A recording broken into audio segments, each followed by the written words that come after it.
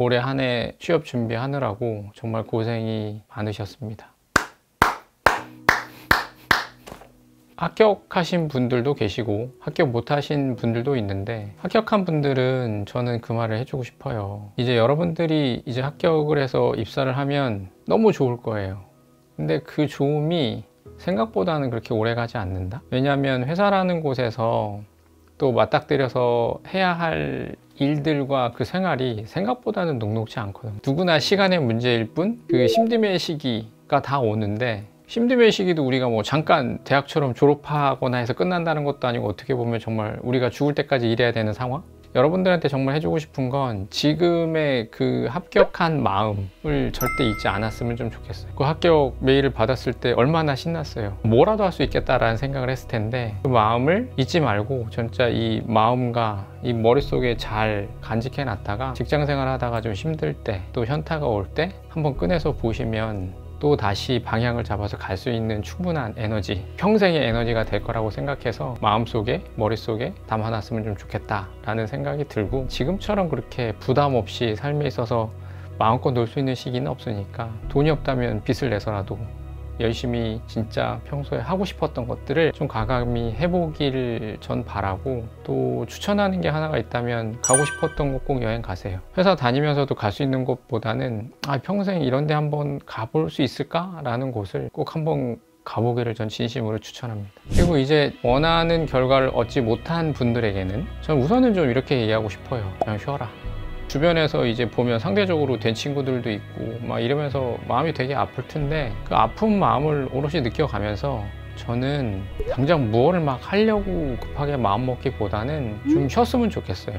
그 쉰다는 게 그냥 무기력하게 아무것도 안 하고 그냥 이렇게 있는다는 게 아니라, 스스로 좀 충전한다는 생각? 어설프게 쉬거나 쉬지 않으면 또 가다 보면 또 힘드니까는 오히려 더 못 가는 수가 많이 생기더라고요. 그래서 옛말에 그런 말 있잖아요. 뭐 도끼질을 할 때도 계속 내내 하기보다는 뭐 10분 정도 쉬면서 날도 갈고 이러면서 다시 또 도끼질을 하는 게 더 빠른 결과가 있을 수 있다는 것처럼, 뭐 사람이 무한한 에너지를 가진 존재는 아니니까 이 머릿속에 모든 걱정을 정말 꺼놓고 정말 충분히 쉬었으면 좋겠다 라고 저는 얘기하고 싶습니다. 그리고 나서 이제 내가 충분히 쉬었다 라는 생각이 들면 그 다음에 할 일은 취업 준비인데, 그래서 그 취업 준비에 있어서 가장 우선적으로 저는 해야 되는 게 뭐냐면, 왜일까? 를 생각하는 게 저는 가장 먼저라고 생각해요. 그 취준생분들 중에 뭔가 좀 성격도 급하고 에너지 많은 분들은 뭔가를 또 하기 위해서 뭔가를 또 부지런히 노력을 하는데, 그게 오히려 독이라고 생각을 하죠. 우선 차분히 원인이 무엇인가를 좀 분석을 해봐라. 내가 어떤 부분에서 부족을 했는지 여러 가지 생각들을 통해서 한번 그 원인을 꼭 반드시 찾아보라고 전 얘기를 하고 싶고, 여기서 한 가지 더 팁을 드리자면,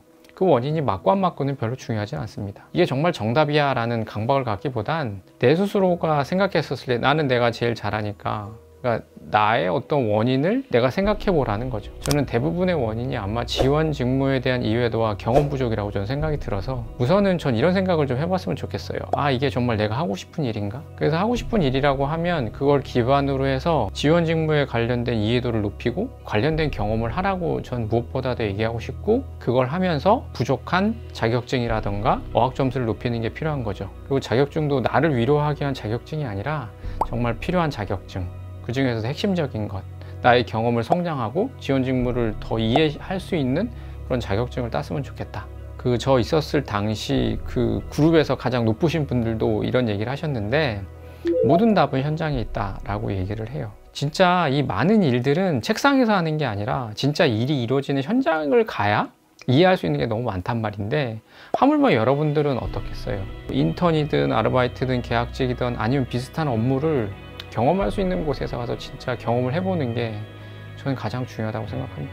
어떤 분들은 뭐 삼성전자에 국내 영업을 했다가 뭐 은행권도 갔다가 뭐 항공사 준비도 했다가 1년 반 동안 이런 것들을 할 수 있는 것들을 다 하다가 결국에는 진짜 괜찮은 금융권에 들어가서 일하는 취준생분도 있고, 아직도 기억이 나요. 새벽 1시에 다 떨어져서 울면서 전화했던 기억도 나고, 그 얼마나 당황스럽고 얼마나 힘들었으면 울면서 저한테 전화를 했겠어요.